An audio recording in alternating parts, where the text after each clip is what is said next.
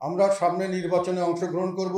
নির্বাচনের পরিস্থিতির উপরে যদি আমাদেরকে সেই ধরনের কোনো পরিস্থিতির শিকার হতে হয় যেখানে লেভেল প্লেইং ফিল্ড হবে না, যেখানে নির্বাচনের নামে একটা একতরফা নির্বাচন হবে এবং অংশগ্রহণ করে আমি শুধু তাদেরকে একটা জাস্ট কি বলবো বৈধতা দেব, এই ধরনের নির্বাচনে আমরা অংশগ্রহণ করব না। আমাদের সঙ্গে ওনারা আমাদেরকে ডাকেননি, আলোচনা হয়নি। তবে আমাদের সঙ্গে আলোচনা হলে আমরা এটাই বলবো যে সংস্কারগুলো আপনারা প্রকাশ করেন। আমরা পরবর্তীকালে নির্বাচনের পরে যারা আসবেন তারাই এই সংস্কার দিয়ে ফাইনাল ডিসিশন নেবেন। আপনারা এখনই কোনো সংস্কারে হাত না দেওয়াটা ভালো, এটি আমাদের সাজেশন। যমুনা ইলেকট্রনিক্সের সুপার এক্সচেঞ্জ অফারে একের ভিতর 3 পুরনো বদলে নতুন নিন যমুনা ইলেকট্রনিক্স। কাজে এই সংস্কারগুলো আপনাদের হাতে আমরা চাই না। আপনারা কোনো সংস্কার করেন, আমরা মনে করি এটা সঠিক হবে না। জনগণ এটা দেয়নি এবং রাজনৈতিক দল বলতে যারা গিয়ে সমর্থন দিবেন তারা কতটুকু এই সংস্কারের পক্ষে তাদের সমর্থন তাদের জনগণ দিবে সেটাও তারা জানেন না। কাজে নির্বাচনের আগে কোনো সংস্কার হওয়া উচিত না বলে আমরা বিশ্বাস করি এবং আমি মনে করি বেশিরভাগ যারা জনমত পুষ্ট রাজনৈতিক দল তারা আমার সঙ্গে একমত হবেন। এবং যেহেতু এই এখন যেটা সংস্কার করবেন, যদি পরবর্তীতে এই সংস্কারগুলি জনগণের পক্ষে না হয়, জনগণ যদি এটার বিপক্ষে অবস্থান নেন তাহলে এটা থাকবে না, এটা নিয়ে আরেকটা জটিলতা সৃষ্টি হতে পারে। কাজে যে ম্যান্ডেট জনগণ দেয়নি সেই ম্যান্ডেটে যাওয়া উচিত হবে না আমাদের বিশ্বাস। আপনারা এটা আপনাদের প্রস্তাবগুলি ছাড়িয়ে দেন, ওগুলোকে প্রচার করেন, আমাদেরকে দেখতে দেন, দেশবাসীকে দেখতে দেন নির্বাচনের পরে কে কোনটা গ্রহণ করা হবে, কতটুকু গ্রহণ করা হবে। জনগণ যেটা ম্যান্ডেট দিবে, যে দলকে ম্যান্ডেট দিবে তারা ঠিক করবে। যদি সরকারি দল থাকে তারা ইচ্ছা করে এখনই বলতে পারেন যে আমরা এগুলো করতে চাই, কিন্তু এখনই আপনারা করতে পারবেন না। আমি মনে করি করাটা সঠিক হবে না এবং ন্যায়সিদ্ধ হবে না এবং আইনসিদ্ধ হবে না। আপনারা পরবর্তীকালে নির্বাচন করে নির্বাচনের ম্যানিফেস্টোতে জানিয়ে দেন যে আমরা সংস্কার এইভাবে সংস্কার করব। এটা গ্রহণ করছেন আপনারা, করলে আমাদেরকে ভোট দেন, ভোট দিলে আপনারা এটা বাস্তবায়ন করবেন। এটা হলো নিয়ম। আমি আইনের কথা বলছি। হঠাৎ করে এসে আপনি দুনিয়া বদলে দিবেন সেই ম্যান্ডেট আপনাকে কেউ দেয় নাই। আপনাদেরকে যেটা দেওয়া হয়েছিল সেটা সামনে একটা নির্বাচন করেন, নির্বাচিত সরকার এগুলো ম্যান্ডেট পালন করবে। যদি আপনারা কোনো ম্যান্ডেট দিতে চান, কোনো সাজেশন দিতে চান, এটা আপনারা উপস্থাপন করতে পারেন। উপস্থাপন করার জন্য আমি মনে করি কোনো আপত্তি নেই এবং সংস্কার করার এই পরিস্থিতি এখন আমি মনে করি এমনিতেই নাই। আর 2 নম্বর হলো এই সরকারের উপর জনগণের আস্থাও সেভাবে নাই। এই জনগণ যে এই ম্যান্ডেট তাদেরকে যে প্রথমে অনেকেই বলেছিলেন ভালো কাজ করতে পারেন, ওনারা ভালো কাজ করছে, নিরপেক্ষ লোক। এখন কিন্তু এই ব্যাপারে মানুষের মধ্যে সংশয় দেখা দিয়েছে, ওনারা নিরপেক্ষ কিনা এই ব্যাপারেও সংশয় দেখা দিয়েছে। কাজে এই ম্যান্ডেট এখন ওরা গ্রহণ করেছেন বা পেয়েছেন এটা আমি মনে করি না। একটা প্রকৃষ্ট উদাহরণ হলো যে আমাদেরকে ওনারা বৈষম্য করছেন।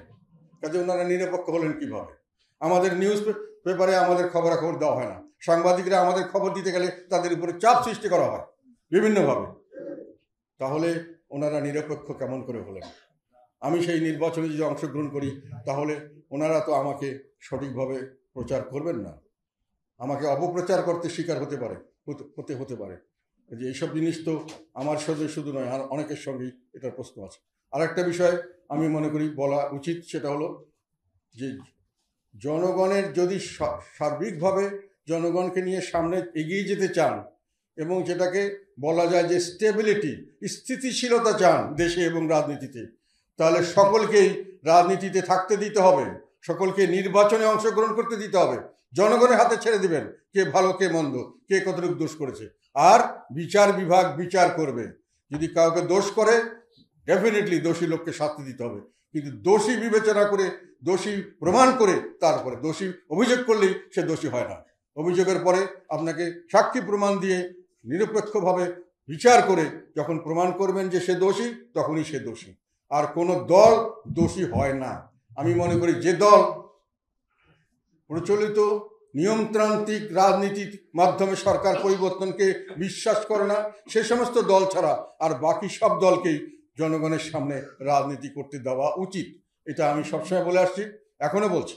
এবং কাউকে বাদ দিয়ে থাকলে তাদের যদি বড় ধরনের সমর্থন থাকে, আগেও বলেছিলাম, আমি জামাতের ব্যাপারে বলেছিলাম, তাদের যদি বড় ধরনের জনসমর্থন থাকে, তাদের যদি কিছুমাত্র হলেও বড় ধরনের হোক বা যে কোনো ধরনের জনসমর্থন থাকে, তাদের কিছুটা হলেও যদি সাংগঠনিক সাংগঠনিক কাঠামো থাকে, তাহলে তারা সরকারের জন্য শুধু নয়, সমাজের জন্য অস্থিতিশীলতা সৃষ্টিকারী একটি বস্তুতে পরিণত হতে পারে এবং যে কোনো সময় তারা আবার দেশের যে কোনো ধরনের সমস্যার সৃষ্টি করতে পারে এবং সমস্যার সৃষ্টি হয়ে যাবে।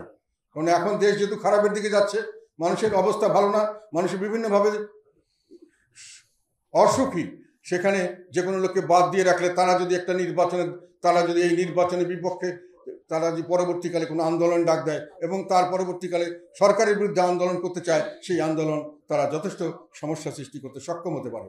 কাজে এইটা মনে রাখতে হবে যে সকলকে একসাথে নিয়ে আমরা যদি রাখি, তাহলে সকলে মিলেই আমরা দেশকে এগিয়ে নিয়ে যেতে পারবো। কাউকে বাদ দিয়ে রাখলে সে পিছন থেকে আমাকে সবসময় যে কোনোভাবে একটা অসুবিধা সৃষ্টি করার একটা সুযোগ পাবে বা সুযোগ দেওয়া হবে। আমি সেই জন্যই মনে করি সমস্ত রাজনৈতিক দলের অংশগ্রহণে নির্বাচন হবে এবং ফ্রি ফেয়ার নির্বাচনের জন্য একটি নিরপেক্ষ সরকার, যাকে আমরা সবাই নিরপেক্ষ হিসেবে গ্রহণ করব, সেই ধরনের সরকার হওয়া উচিত।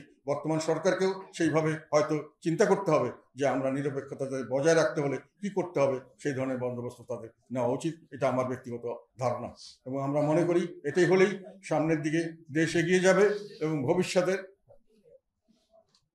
যে কোনো অস্থিতিশীলতা থেকে আমরা রক্ষা পাবো। এবার হয়তো দীর্ঘদিন সংগ্রাম করে শেখ হাসিনাকে উৎখাত করতে হয়েছে, কিন্তু এর পরবর্তীকালে যদি একই ধরনের কারণে সরকার পরিবর্তনের কোনো রকম ডাক আসে, খুব বেশি দিনের হয়তো সময় লাগতে পারে। তবে আমরা কি খালি এটাই করতে থাকবো? আন্দোলন করব, সরকার পরিবর্তন করব, আবার নতুন সরকারের করবে, আন্দোলন করব, আবার তাহলে দেশ কোথায় যাবে? একটা কথা মনে রাখবেন, এই দেশ হলো ওভার পপুলেটেড কান্ট্রি, আমরা অধিক জনসংখ্যার দেশ, আর এই দেশ হলো স্বল্প সম্পদের দেশ, স্কার্স resource and over populated country. এই দেশে যে কোনো ধরনের অস্থিতিশীলতা বড় ধরনের মানবিক বিপর্যয় সৃষ্টি করতে পারে, দুর্ভিক্ষ হতে পারে, হানাহানি কাটাকাটি হতে পারে, সমস্ত ধরনের মানবিক বিপর্যস্ততা, মানুষের বেঁচে থাকার কোনো স্বাভাবিকতা না থাকতে পারে। এই ধরনের পরিস্থিতিতে যাওয়া আমাদের মতো দেশের জন্য খুব বেশি একটা কঠিন ব্যাপার নয়। আমরা এটাকে কখনোই জোর করে এটাতে টেনে নিয়ে যেতে চাই না।